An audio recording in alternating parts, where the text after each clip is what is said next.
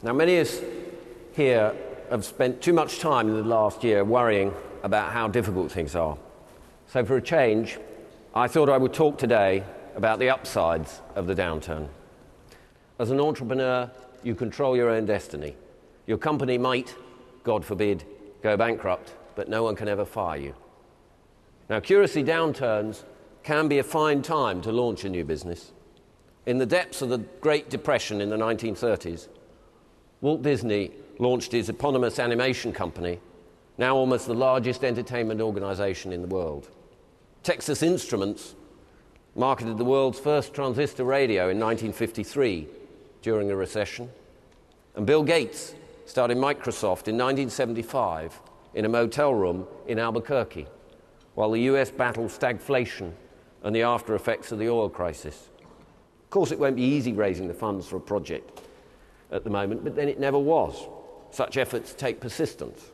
I was struck when reading about Howard Schultz, the man behind Starbucks, of how hard he worked to kickstart the coffee shop chain. He did over 250 presentations to raise the seed funding for that business.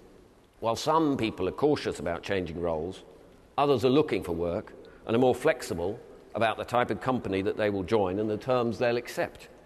This means as an employer you can hire better staff, and they are likely to be more loyal. 2009 is the year to dump unprofitable customers, correct inefficiencies, stop unproductive working habits, and sell or close unprofitable divisions. There is no room for waste, self-indulgence, or extravagance. This is the era of frugality. The survivors will adapt and emerge with increased market share and a stronger business.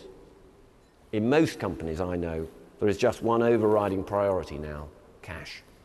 This startling simplicity can be refreshing. All the fluff has gone.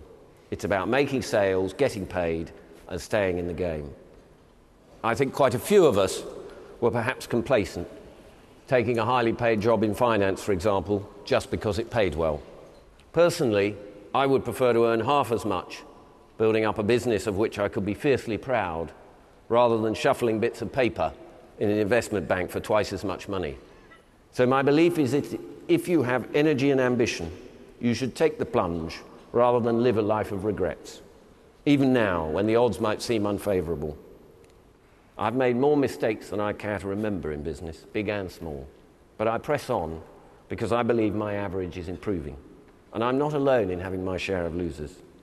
All risk takers, whether they admit it or not, have experienced problems of one sort or another. Because taking risks is the process of accepting that something might not work, but giving it a go anyhow. Now is a great time to fail, because everyone is suffering, and many of the world's largest corporations are in serious trouble. And failing right now is cheap. The world is too busy with its own problems to get worked up about yours.